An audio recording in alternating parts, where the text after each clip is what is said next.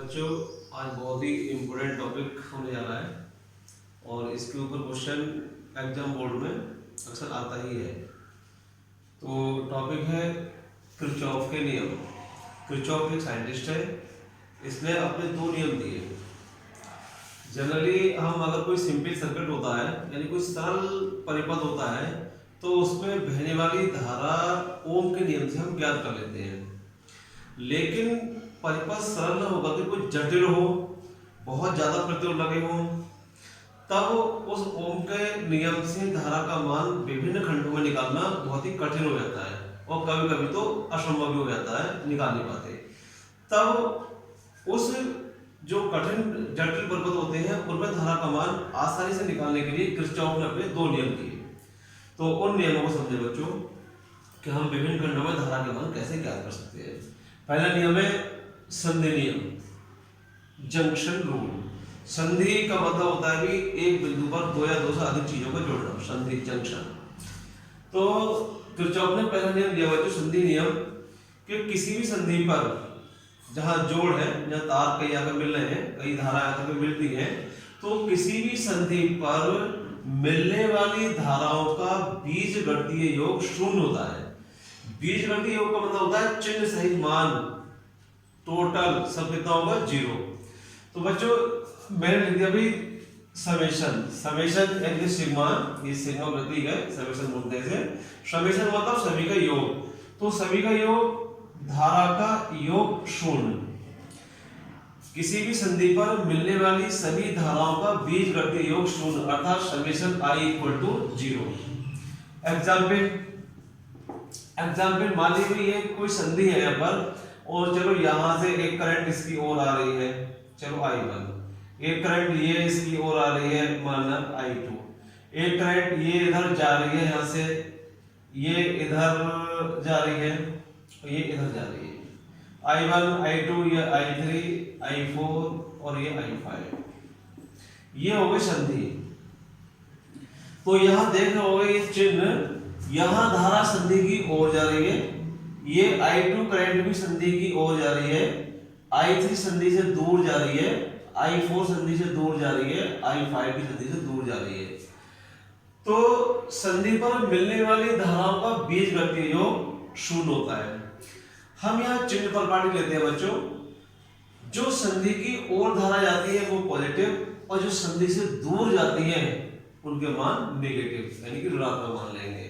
तो इस प्रकार से इनका बीजगणितीय योग चिन्ह सहित एग्जांपल मिलेगा। देखो जो संधि की ओर जा रही है वो प्लस, अर्थात I1 प्लस I2। संधि से दूर जा रही है तो माइनस I3 माइनस I4 और माइनस I5 इक्वल 0। हम इधर ऐसे भी लिख सकते हैं बच्चों भाई I1 प्लस I2 इक्वल के उधर ले आओ, उधर जाएगा पॉजिटिव हो जाएगी वैल्यू, I3 प्लस I4 और प्लस I5। अर्थात निष्कर्ष निकल रहा है पहले नियम से किरचॉफ के कि भाई ये संधि की ओर जाने वाली धाराओं का योग है, संधि से दूर जाने वाली धाराओं के योग के बराबर होता है। ये किरचॉफ का पहला नियम है। चिन्ह प्रॉपर्टी समझ गए, संधि की ओर आने वाली धाराएं नेगेटिव और दूर जाने वाली पॉजिटिव रहेंगे। अब बच्चों यहां देखो धारा दो तार से आ रही है लेकिन तीन तारों में डिवाइड हो गई। इसका मतलब क्या है, जो जितनी धारा ये है इनका योग और यहाँ इस योग के बराबर है, तो मान इन तीनों का इन दोनों के इक्वली तो है। अर्थात भाई धारा का बहने का मतलब आवेश का बहना, यानी जो आवेश संधि की ओर आया है वही डिवाइड होकर के तीन भागों में संधि से दूर जा रहा है। कहने का मतलब यह है कि यहाँ आवेश संरक्षित रहता है, कोई लॉस नहीं होगा। जितना आवेश आया है उतना आवेश बढ़ जाएगा, यानी इन सब का योग इन दोनों के योग के बराबर है। अर्थात हम किरचॉफ के पहले नियम को, संधि नियम को, यहाँ क्योंकि धाराओं संबंधित है इसे धारा नियम भी कहते हैं। क्या कहेंगे, धारा नियम। और कभी पूछता है कभी किरचॉफ का पहला नियम किस पर आधारित है, तो हम कहेंगे यहाँ पर आवेश के संरक्षण पर। कैसे आवेश संरक्षित है बता दिया मैंने, तो इसे आवेश के संरक्षण पर आधारित है। ये हो गया बच्चों का पहला नियम। अब आता है किरचॉफ का दूसरा नियम। तो बच्चों लोगों किरचॉफ का दूसरा नियम, किरचॉफ का दूसरा नियम पाश नियम या लूप नियम कहलाता है। पाश बता रहा हूं क्या है, पाश या लूप नियम, लूप नियम। बच्चों लूप क्या होता है, लूप का मतलब होता है लूप लॉ। कोई भी एक बंद परपथ लूप कहलाता है, चाहे शेप कैसी भी हो, लेकिन पूरा बंद परपथ होगा वो लूप कहलाएगा। तो बच्चों अगर बंद परपथ है कोई भी, तो किसी भी वैद्युत परपथ में उसके विभिन्न खंड हो सकते हैं कि भाई एक बंद परपथ ये है, एक बंद ये है, एक बंद खंड ये है।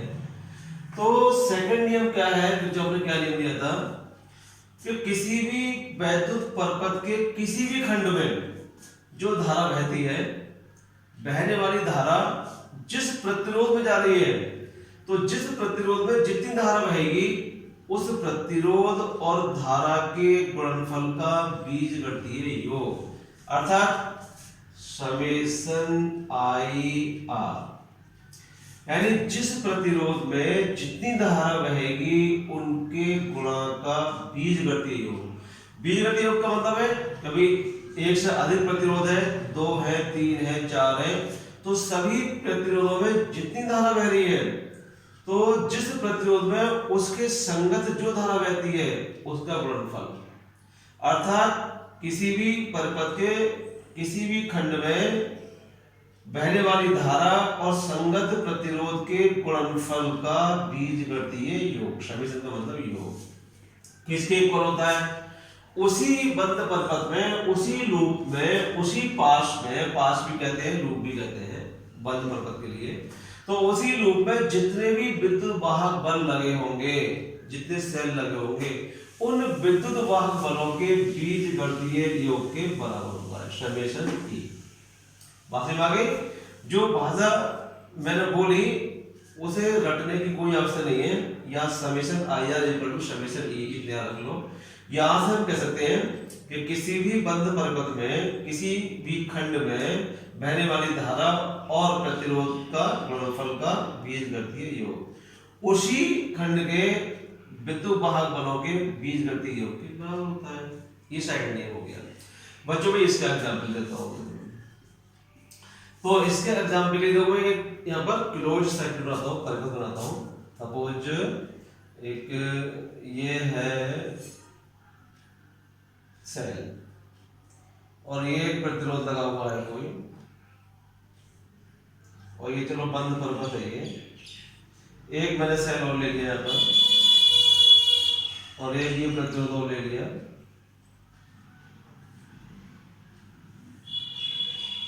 और यहां भी एक प्रतिरोध लगा दिया। ये मान लीजिए R1 प्रतिरोध है, ये R2 प्रतिरोध है, और ये R3। सेल का ये पॉजिटिव चला, ये नेगेटिव, ये पॉजिटिव, ये नेगेटिव। ये एक सेल है, ये दूसरा सेल है। मान लीजिए इसका विद्युत वाहक बल E1 है और इसका विद्युत वाहक बल बच्चों E2 है। जानते हैं हम कि सेल के पॉजिटिव से करंट का फ्लो होता है भाई, तो वो इस सेल से ये धारा निकल रही है। मान लीजिए पहला सेल है, विद्युत वाहक बल E1 है, चलो इससे I1 करंट निकल रही है। ये दूसरा सेल है, पॉजिटिव से धारा निकलेगी, मान लीजिए इससे I2 करंट निकल रही है, I2। ये धारा इधर आएगी, ये भी धारा दबाओ, तो ये धारा और ये धारा दोनों मिलकर के ये और ये कितनी हो गई, I1 प्लस I2। वो R3 में प्रवेश करेंगी, I1 प्लस I2। तो जब इसमें प्रवेश करेंगे इस प्रतिरोध में R3 में, तो यहां से भी I1 plus I2, I1 plus I2। लेकिन यहां आके फिर दो मार्ग हो गए, जैसे धारा मिली थी वैसी धारा बढ़ जाएगी। जिस सेल से जितनी धारा निकल रही है उतनी ही प्रवेश करेगी, यानी यहां से I2 निकली तो इसमें से I2 ही इधर जाएगी, I2। यहां बची अब I1, तो इसमें I1 प्रवेश करेगी। समझ गए? मान लिया भाई ये एक विद्युत परपथ है पूरा, और इसके दो खंड हो गए। ये एक खंड मान लिया बंद पास, एक ये बंद पास मान लिया, एक ये लूप हो गया, एक ये लूप हो गया। मान लीजिए चलो ये पहला लूप और ये दूसरा लूप है, ठीक है बच्चों।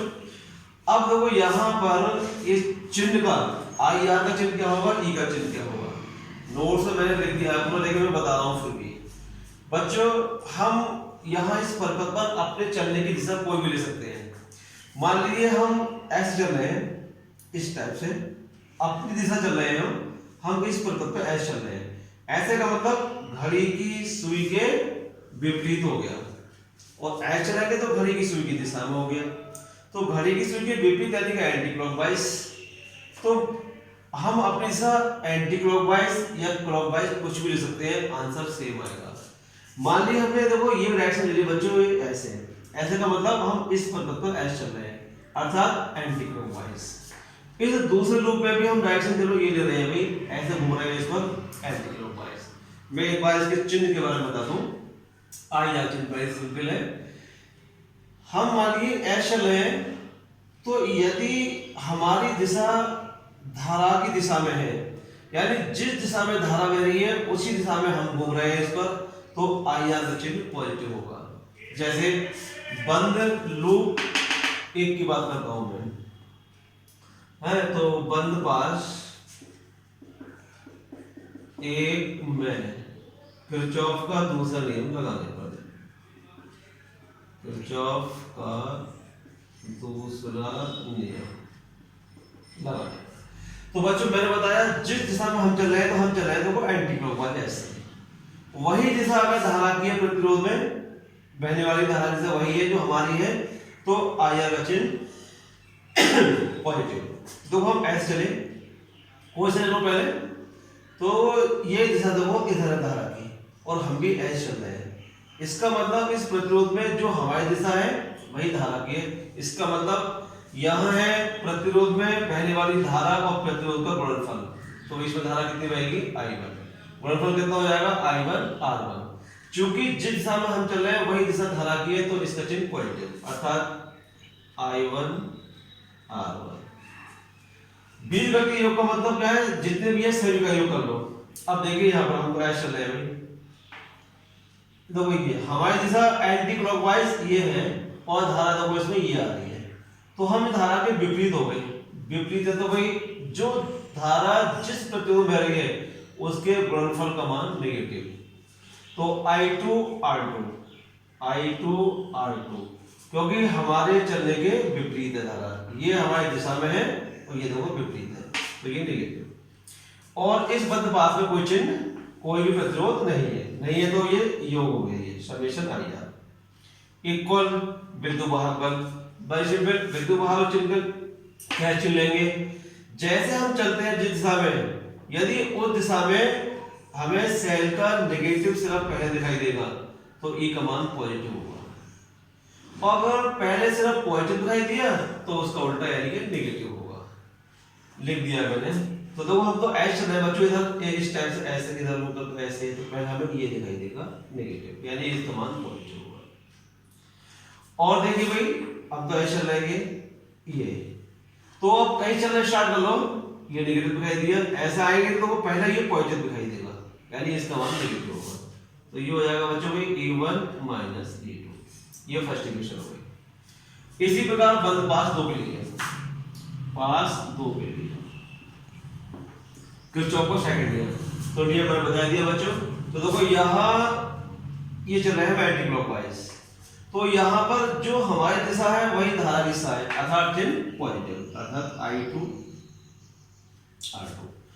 ये देखिए भाई जो हमारी दिशा है चलने की एंटी क्लॉकवाइज वही धारा की दिशा है इसमें, तो यहाँ धारा I1 प्लस I2 है, लेंगे गुणनफल IR, तो I1 plus I2 into R3, तो क्योंकि डायरेक्शन सेम है तो I2 plus I3 into R3, क्योंकि ये धारा इस प्रतिरोध में रही है तो इस धारा और इस प्रतिरोध का गुणनफल इंटू R3 हो गया भाई समेशन IR। और कोई प्रतिरोध है ही नहीं, इक्वल विद्युत वाहक बल। तो जिस दिशा में हम चलेंगे, यदि सेल का नेगेटिव से पहले दिखाई देगा तो पॉजिटिव, तो देखो बच्चों पहले सेल का नेगेटिव से दिखाई दे रहा है, ऐसे घूमेंगे तो ठीक है ना, तो इसलिए इसका मान पॉजिटिव। ये बच्चों इन समीकरणों की सहायता से हम I1 I2 के मान ज्ञात कर सकते हैं।